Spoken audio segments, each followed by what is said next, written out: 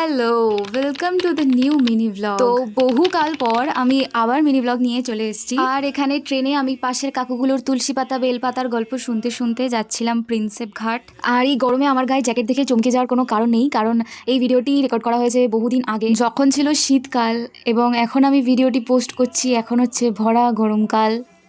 তো যাই হোক, এখানে সফর কা মজা লেতে হুয়ে আমি চলে যাচ্ছি আমার ডেস্টিনেশন প্রিন্সেপ ঘাটে। সেদিন সকাল থেকেই আমার মন মেজাজ কেন জানি না খুব খেচিয়েছিল। আর এই দেখো গাইস, ফুচকা, যেখানেই যাও ফুচকা খাওয়া ইজ ম্যান্ডেটরি।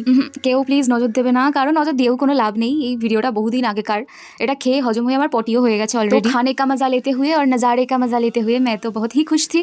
আর প্রিন্সেপ ঘাট এসছি, সানসেট দেখবো না এটা তো হতে পারে না, তাই জন্য চলে গেলাম গঙ্গার ধারে একটা জায়গা পেয়ে টুক করে বসে গেলাম আর দেখতে থাকলাম কি করে সূর্য ডোবে।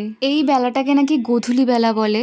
এতদিনে বুঝতে পারলাম কেন এটাকে গোধূলি বেলা বলে, কারণ সব কিছু কেমন জানি না একটা গোল্ডেন গোল্ডেন একটা ফিনিশ আসছে সব কিছু দিয়ে।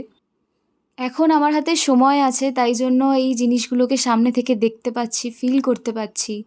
কিন্তু একটা সময় আসবে যখন আমার হাতে সময় থাকবে না, তখন এই জিনিসগুলোকে সামনে থেকে দেখা বা ফিল করা কোনোটাই হবে না।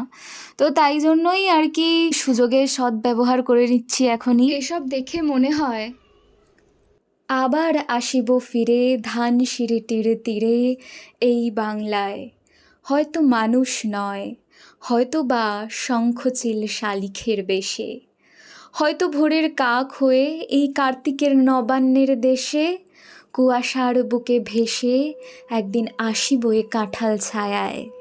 কেন জানি না আজ এই কার্তিকের নবান্নের দেশ ভয়াবহতার প্রতিচ্ছবি, বেকারত্বের ভয়াবহতা।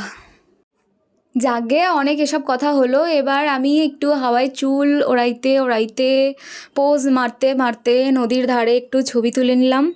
আজকের মিনি ব্লগ এই পর্যন্তই, চলো বাই।